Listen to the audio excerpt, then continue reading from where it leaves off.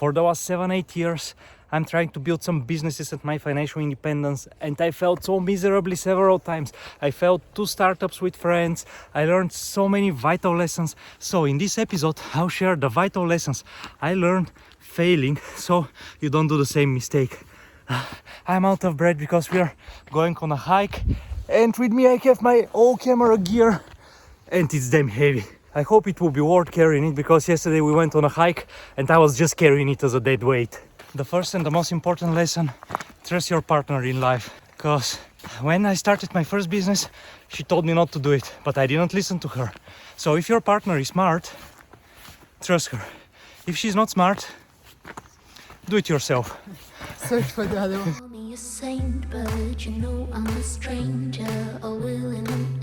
The second point is be very careful making business with your friends. I did 2 startups with 2 different friends. With the second one, we managed to keep the relationship. We made it even better. Even though the startup failed, we lost money and time. Making business with your friends is extremely dangerous. Making business with your relatives is even more dangerous. You're losing friends' relationships just like that. I never seen that place so empty. That's the ski slopes here in Munich, and they're full the whole winter season. Now because of COVID they're really closed, and only people who are coming here are the ones who are carrying the ski on their back, going up and going down. Just check how steep is the road. It's around 50 degrees. The biggest mistake people do when they are opening a company is not to count correctly the money they have to invest. And that's what we did in the beginning with my first friend. So first, when you're calculating the money, you have to calculate to have enough money to survive for 1 year, because the time when you open a company flies so damn fast. When you're planning your budgets and spendings, you have to make 3 scenarios. The first one, the really good one, if you hit the jackpot. The second one is the realistic one, and the third one is the really bad one. What can happen in the worst case scenario? You calculate the worst case scenario, you put 30% on top, and that's the amount of money you should have, because there are always unexpected expenses. The next after the expenses, we're coming back to the partner. One very important point: your partner shouldn't have white fingers.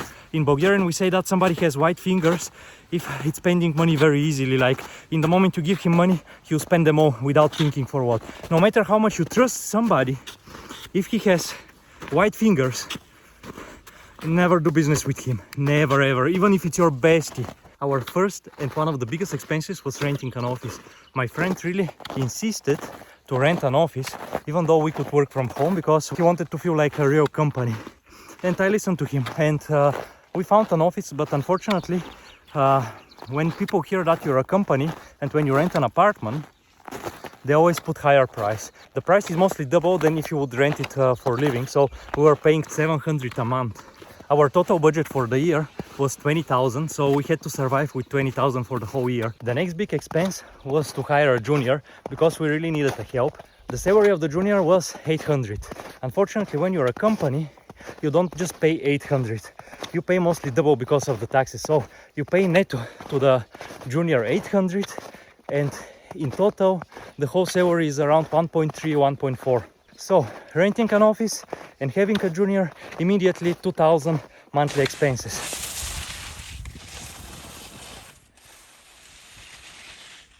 Now, when we hired our junior, we did a huge mistake. When you hire a junior, they cannot manage themselves. You have to hire people who can manage themselves. That's really important, because they have to help you build the company.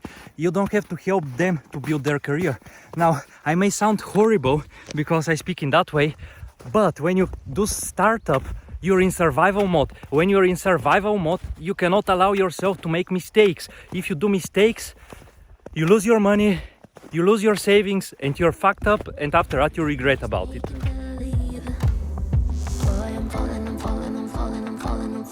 And the next big mistake is never do a business with a person who doesn't share the same time schedule as you. Like the same time routine. Like if the person doesn't wake up early in the morning, like 7, 8, it's fine if it wakes up 9 or 10. But my friend was a DJ, so Don't hire dolphins.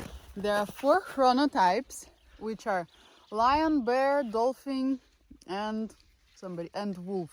And the dolphins are the worst chronotype to work if you're not a dolphin, because the Like nobody understands what is dolphin, lion, and I so will on. speak now. I'll say it now. So the dolphin are the people who wake up really late and they go to bed really late. They're mostly night workers. And the thing is that it's not that bad, but if dolphin doesn't know that he's a dolphin and he doesn't work on his schedule, because there is a way how to work on the schedule, he's fucked up. And never hire them, never work with them. So we were completely misaligning.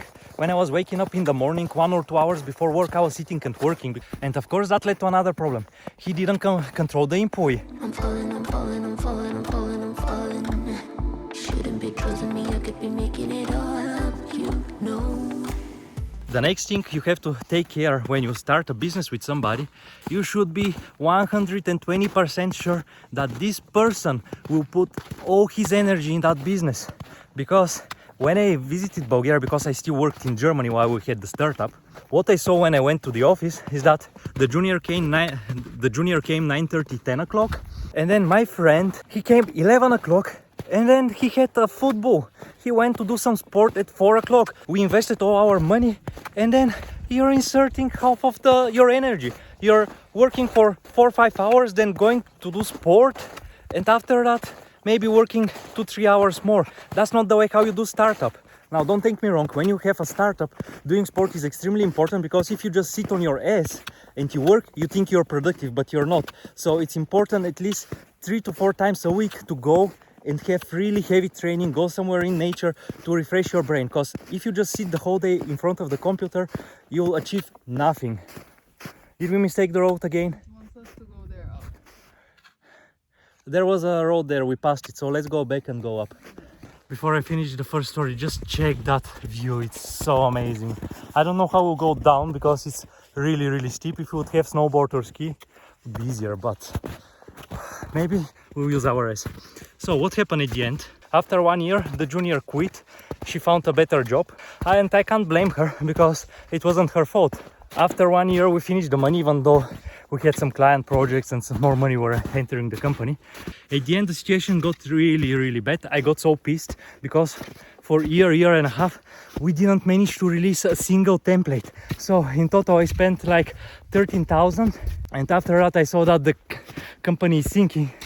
And I was like, man, I'm giving you all my shares, do whatever you want, I'm going out of the company. And I left him to organize everything. He organized the lawyer, the accounting.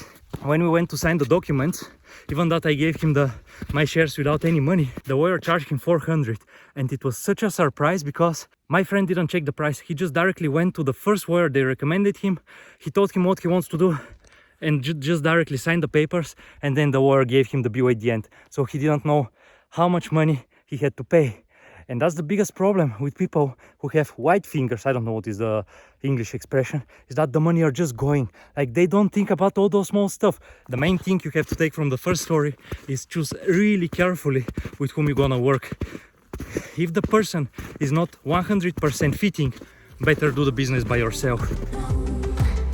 I'm a danger to myself. We finally reached the top. It's so beautiful. The Alps are amazing. So let me come back to the second story. My aunt was getting married, and then she wanted to create a website and to send online invitations. And we realized that there is not such service in Germany. There is in USA and in UK, but in Germany, in Russia, in those countries, there was no service like that. And we were like, damn, we can create a website where people can register, can create their wedding invitations. Now here we did 2 huge mistakes with my partner. The first one, both of us, we come from corporate background, and we were doing always big projects. Of course we were thinking big, and when you think big you need to have money, and we didn't have the money to scale up. Our biggest problem was that we wanted to bleed the competition. We wanted to release the service for free and then only to have some paid features, like to pay for the domain or to have some special template. And when we started developing it, the competition, everything was paid. So we would bleed them out. Unfortunately, it ended up that after a year and a half, the competition realized that people don't want to pay money. So after 1 year, they also did the whole service for free. So never start a business if you intend to bleed the competition. That will never work. That's not the way how you're gonna make money until you get rich. Our second biggest problem was that it took us 1 year and 3 months to release the MVP, the prototype. So we spent a lot of time developing it because we were dumb programmers and we were like, we want to make it perfect because we're gonna scale up. When you have a startup, you have to release something immediately, 1 month, maximum month and a half. If you cannot release your product in month and a half, dump the idea, it's not worth. And I know that the project had a lot of potential because I used to work for a huge company and they bought Tsenkyu, the company we were copying. And when they bought the Tsenkyu, one of my bosses called me to create a short video because they were preparing some video presentations. And I used the moment to ask some interesting questions. And it ended up that all the numbers I was calculating, they were 2 or 3 times better. And that's the reason why my company bought Tsenkyu, because they wanted to introduce Tsenkyu on the German market. I had the idea 2 years before that. Even if your idea is good, if you don't have powers to execute it, your idea is worth 0 and you just waste your time. Teenage Mutant Ninja Turtles. Da, da, da, da, da, da.